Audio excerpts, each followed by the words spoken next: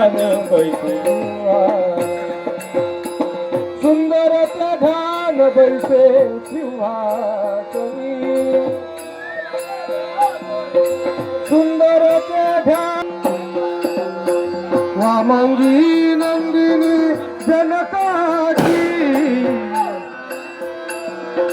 वामांगी नंदिनी जनकाची सुंदर ते ध्यान सिंहासनी सुंदर ते ध्यान बैसे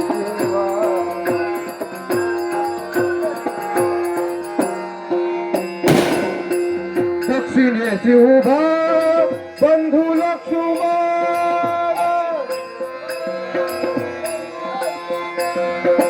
दक्षिणेची उभा वामांगी नंदिनी जनकाची वामांगी नंदिनी जनकाची सुंदर ते ध्यान बैसे सुंदर ते ध्यान बैसे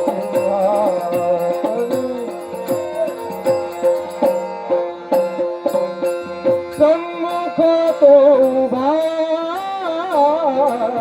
मारुती बलभीमा सन्मुख तो उभा मारुती बलभीमा जपे राम नाम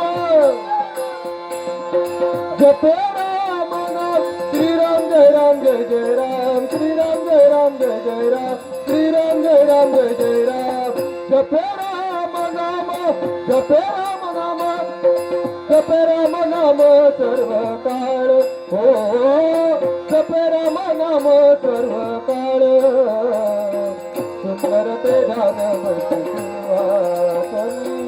सुंदर ते ध्यान बैसे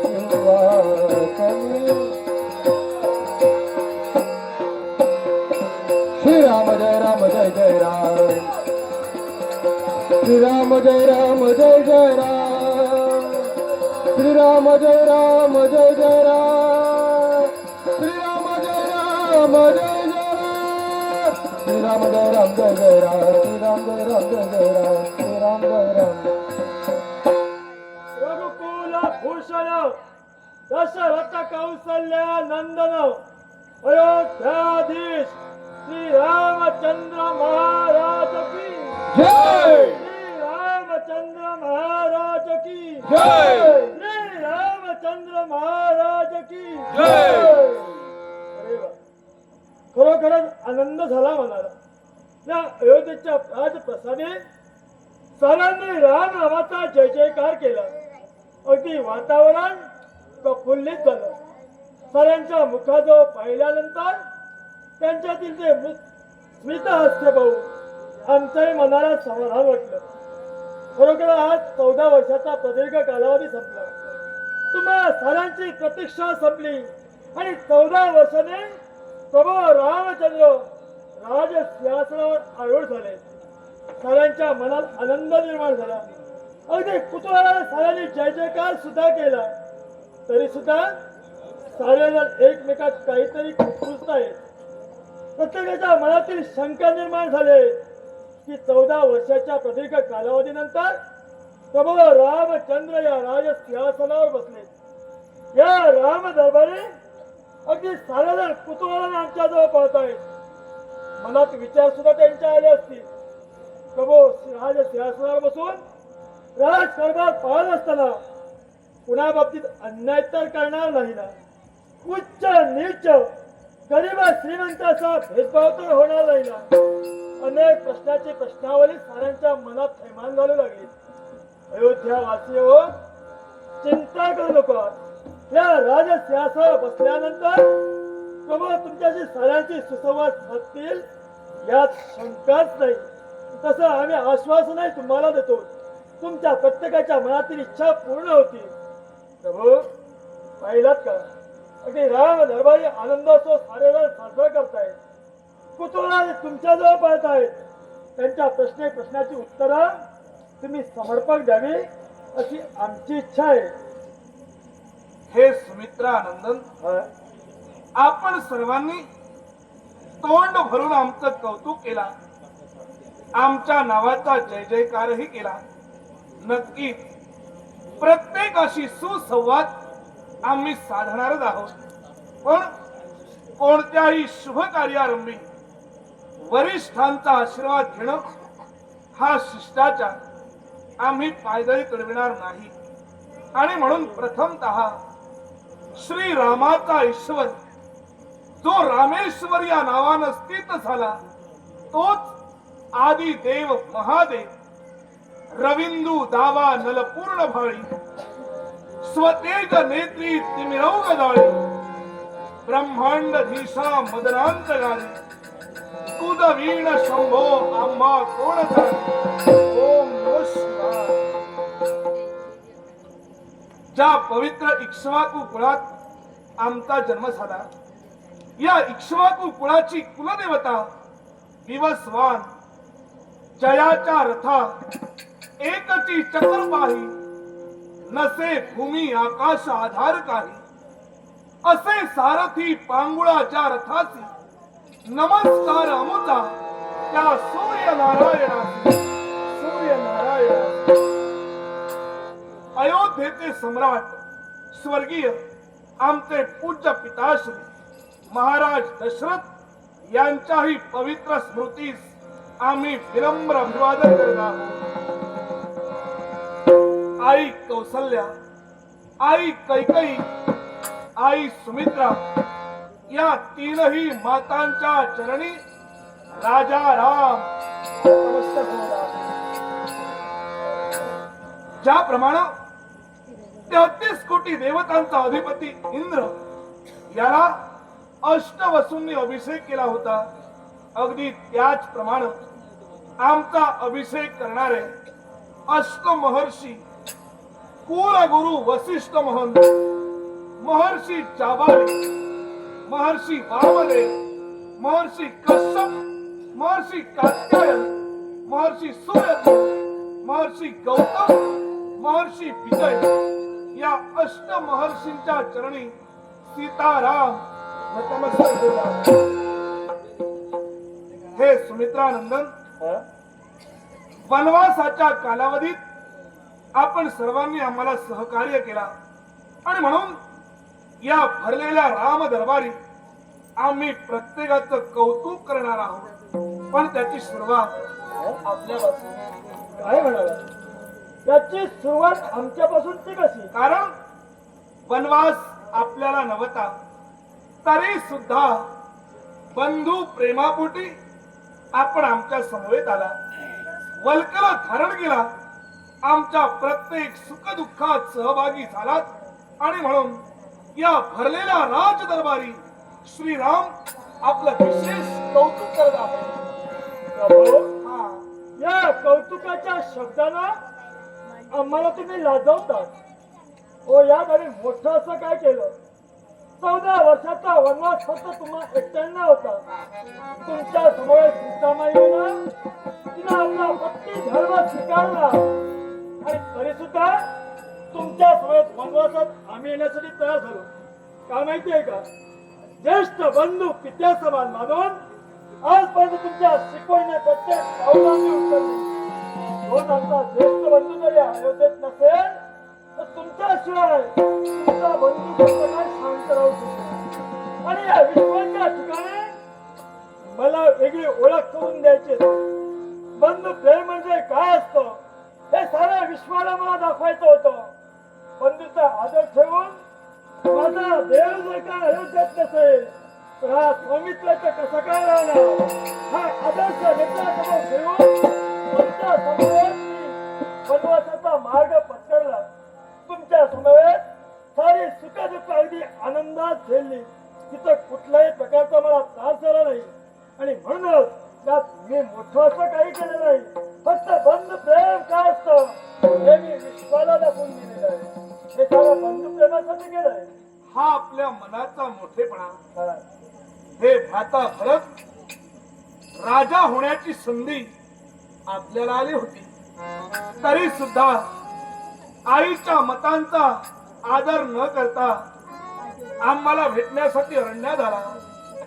पुनश्च या अयोध्येत येऊन स्वतः नंदीग्रामात राहून अयोध्या वासियांना न्यायदान दिला. आपला प्रभू वल्कल धारण करून अरण्यात वावरत आहे आणि म्हणून स्वतः राजवैभवाचा त्याग केला, वल्कल धारण केला. श्रीराम आणि भरत यांची भेट जगविख्यात झाली. आम्ही आपलं सुद्धा कौतुक करत आहोत. प्रभो, मोठेपणासाठी हा भरत केव्हा त्या राज्यात जगला नाही.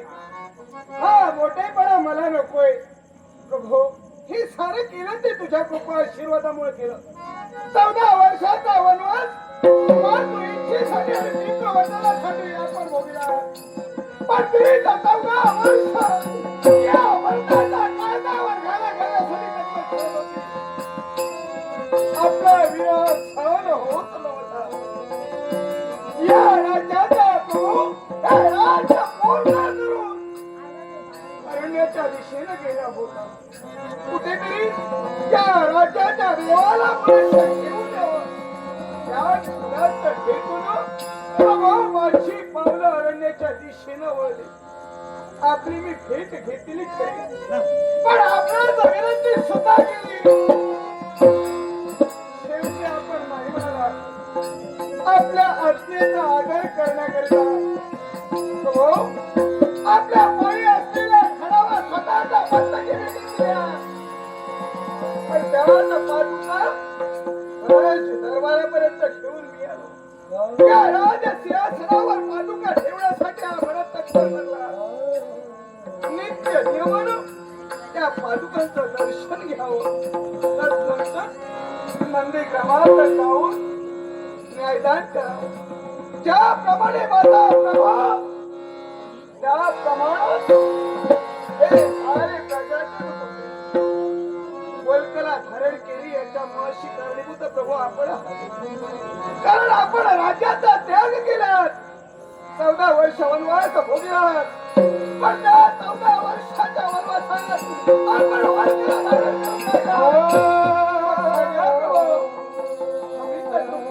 करून मी कसे जर माझ्या प्रभूच्या अंगावर बदारी वस्त्र अलंकार नाही तर या भरताच्या अंगावर सुद्धा वस्त्र अलंकार नको. म्हणून वस्त्र अलंकार त्यागले. पण प्रभू 14 वर्षाचा कालखंड लोटला. आपण या राजदरबारात आला. ज्याप्रमाणे सारी प्रजा आनंदी त्याचप्रमाणे हा भरत सुद्धा आनंदी झाला. त्याप्रमाणे आपण बदारी वस्त्र अलंकार स्वीकारले. या भरतानं सुद्धा वस्त्र अलंकार स्वीकारले. पण किती तरी हा भरत आपल्या जन्माचा दास होता. दास आहे आणि दासाच राहील. धन्य आहात आपण हे भ्राता शत्रुघ्न. आपणही राजकारभारात भ्राता भरत याला सहकार्य केला. आम्ही आपलं सुद्धा कौतुक करत आहोत. प्रभू, आज साऱ्यांसमोर तू माझं कौतुक करतोय. क्षणभर का होईना आमच्या मनाला समाधान वाटतंय. पण प्रभू मात्र मनाच्या ठिकाणी एकच खंत आहे. काय म्हणत? प्रभू, 14 वर्षाचा वनवास होता तो तुमच्यासाठी. पण 14 वर्षाचा वनवास भोगण्यासाठी ज्यावेळी तुम्ही निघाला त्यावेळी तुमच्या समवेत सीतामाई देखील आली. तुमच्या मागोमाग लक्ष्मणही आला. भरताला राजगादीवर बसण्याचा योगायोग होता. पण ते स्वतःचा स्वार्थ न साधता तुम्हाला सहाय्य करण्याचे तत्पर झाला. ज्याने स्वतःच्या पंचप्राणापेक्षा प्रिय मानलं तो सकाळ म्हणता तुम्हाला सहाय्य करण्यात आला. कपी सेनाही तुमच्या समवेत होते. पण ही संधी या शत्रुघ्नाच्या जीवनात कधीही आली नाही. याचीच चिंता आहे. भविष्यात ही संधी आपल्याला सुद्धा मिळेल. आपला सर्वांसमवेत वानरराज सुग्रीव, राक्षसराज विभीषण, निषादराज ऊर्ध्व, नल, नील, जटायू, संपाती, अखंड कपिसेना या सर्वांनी आम्हाला सहकार्य केलं. विशेष कौतुक वालीपुत्र अंगद याचं आम्ही करत आहोत. कारण वालीचा शेवट आम्ही केला तरी सुद्धा वालीपुत्र अंगद रामकार्यात सहभागी झाला आणि त्याच कपी कुळात जन्माला आलेला. जय श्रीराम. हे प्रभो, सर्वांचं कौतुक करण्यासाठी तू तत्पर झाला, पण माझं कौतुक व्हावं ही माझी मुळीच इच्छा नाही. क्षमा कर आम्हाला. स्तुती सुमनांनी प्रत्येकाचं कौतुक आम्ही केलं पण तुझं कौतुक आम्ही करू शकत नाही. का माहितीये का हे भक्तराज, हा? तुझं कार्य एवढं श्रेष्ठ आहे की तुझं कौतुक करण्यासाठी आमच्या जवळ कोणतेही शब्द नाही.